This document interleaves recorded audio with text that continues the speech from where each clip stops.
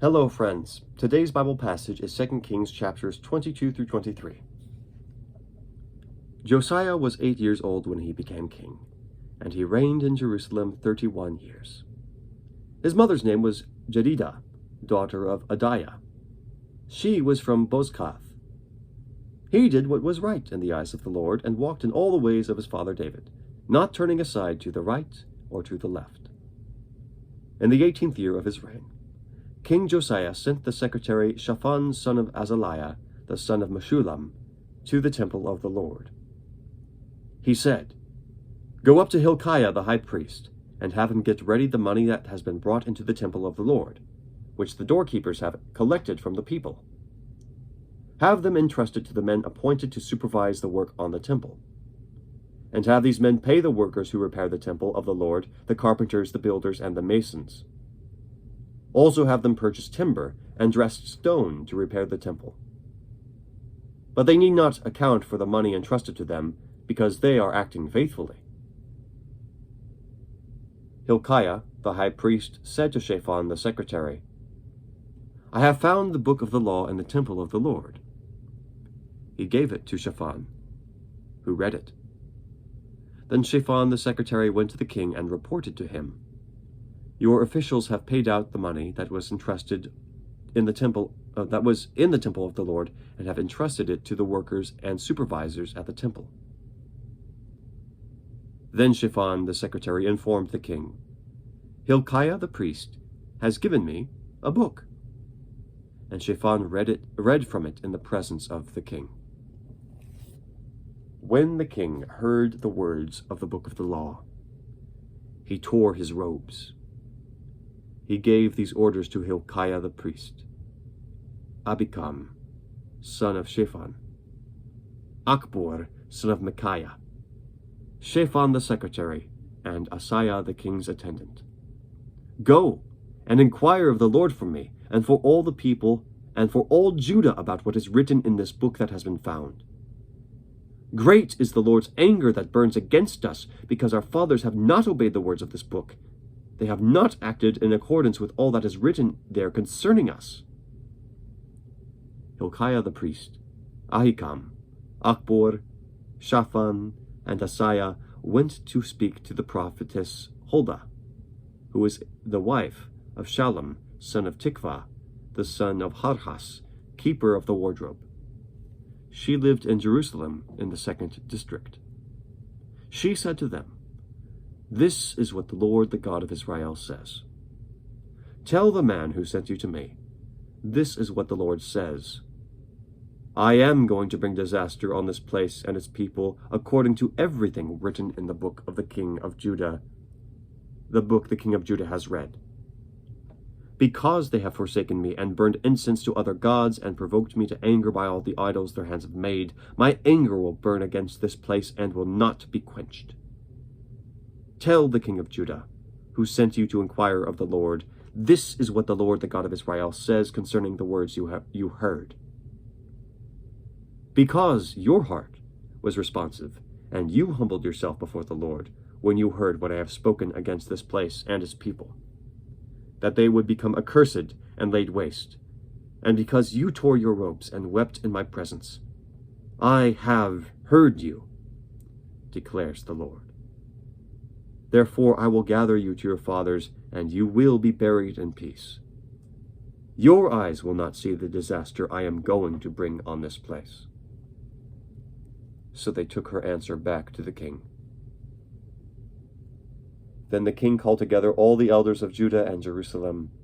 He went up to the temple of the Lord with the men of Judah, the people of Jerusalem, the priests and the prophets, all the people from the least to the greatest. He read in their hearing all the words of the book of the covenant, which had been found in the temple of the Lord. The king stood by the pillar and renewed the covenant in the presence of the Lord, to follow the Lord and keep his commands, regulations, and decrees with all his heart and all his soul, thus confirming the words of the covenant written in this book.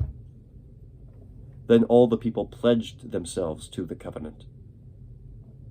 The king ordered Hilkiah the high priest, the priests next in rank, and the doorkeepers to remove from the temple of the Lord all the articles made for Baal and Asherah and all the starry hosts. He burned them outside Jerusalem in the fields of the Kidron Valley and took the ashes to Bethel.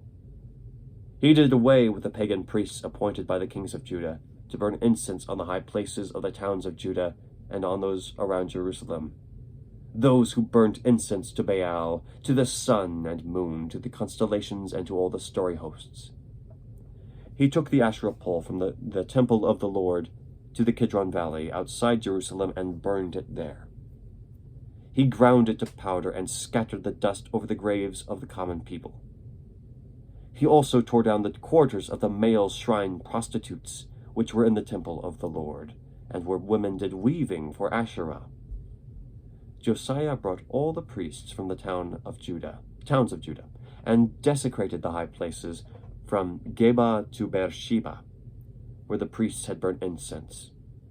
He broke down the shrines at the gates, at the entrance to the gate of Joshua, the city governor, which is on the left of the city gate. Although the priests of the high places did not serve at the altar of the Lord in Jerusalem, they ate unleavened bread with their fellow priests.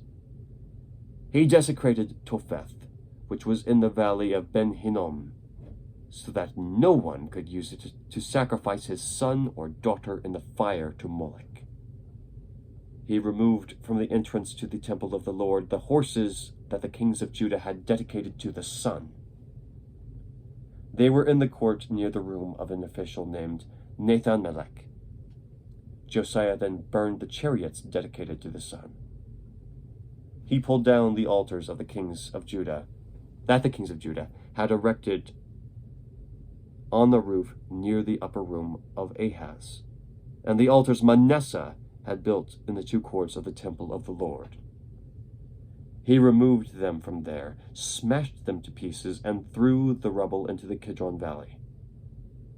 The king also desecrated the high places that were east of Jerusalem on the south of the hill of corruption, the one Solomon, king of Israel, had built for Ashtoreth, the vile goddess of the Sidonians, for Chemosh, the vile god of Moab, and for Moloch, the detestable god of the people of Ammon. Josiah smashed the sacred stones and cut down the Asherah poles and covered the sites with human bones. Even the altar at Bethel, the high place made by Jeroboam son of Nebat, who had caused Israel to sin, even that altar and high place he demolished.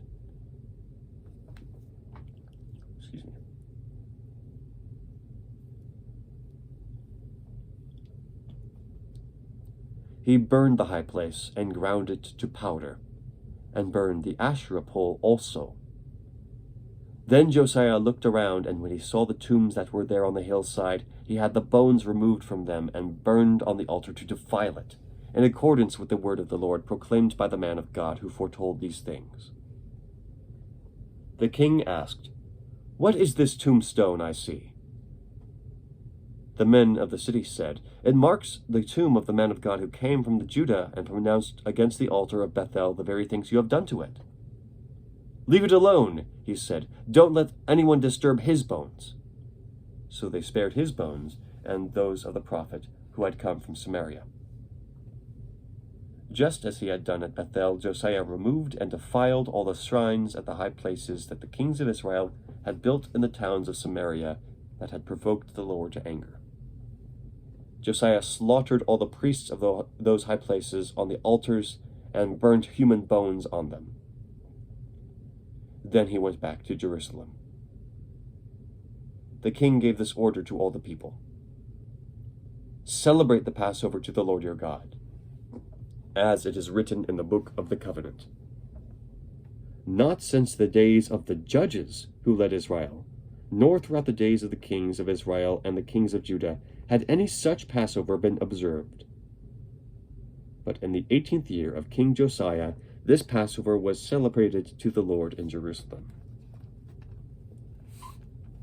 Furthermore, Josiah got rid of the mediums and spiritists, the household gods, the idols, and the other detestable things seen in Judah and Jerusalem. This he did to fulfill the requirements of the law written in the book that Hilkiah the priest had discovered in the temple of his God. Neither before nor after Josiah was there a king like him who turned to the Lord as he did, with all his heart, and with all his soul, and with all his strength, in accordance with all the law of Moses. Nevertheless, the Lord did not turn away from the heat of his fierce anger, which burned against Judah because of all that Manasseh had done to provoke him to anger. So the Lord said, I will remove Judah also from my presence as I removed Israel, and I will reject Jerusalem, the city I chose, and this temple about which I said, There shall my name be. As for the other events of Josiah's reign, and all he did, are they not written in the book of the annals of the kings of Judah? While Josiah was king, Pharaoh Necho, king of Egypt, went up to the Euphrates River to help the king of Assyria. King Josiah marched out to meet him in battle, but Necho faced him and killed him at Megiddo. Josiah's servants brought his body in a chariot from Megiddo to Jerusalem and buried him in his own tomb. And the people of the land took Jehoahaz, son of Josiah, and anointed him and made him king in place of his father. Jehoahaz was 23 years old when he became king, and he reigned in Jerusalem 3 months. His mother's name was Hamutal, daughter of Jeremiah. She was from Libnah. He did evil in the eyes of the Lord, just as his fathers had done. Pharaoh Necho put him in chains at Riblah in the land of Hamath, so that he might not reign in Jerusalem. And he imposed on Judah a levy of 100 talents of silver and a talent of gold. Pharaoh Necho made Eliakim, son of Josiah, king in place of his father Josiah, and changed Eliakim's name to Jehoiakim. But he took Jehoahaz and carried him off to Egypt, and there he died. Jehoiakim paid Pharaoh Necho the silver and gold he demanded. In order to do so, he taxed the land and exacted the silver and gold from the people of the land according to their assessments. Jehoiakim was 25 years old when he became king, and he reigned in Jerusalem 11 years. His mother's name was Zebidah, daughter of Pedaiah. She was from Rumah. And he did evil in the eyes of the Lord, just as his fathers had done. The word of the Lord. Thanks be to God.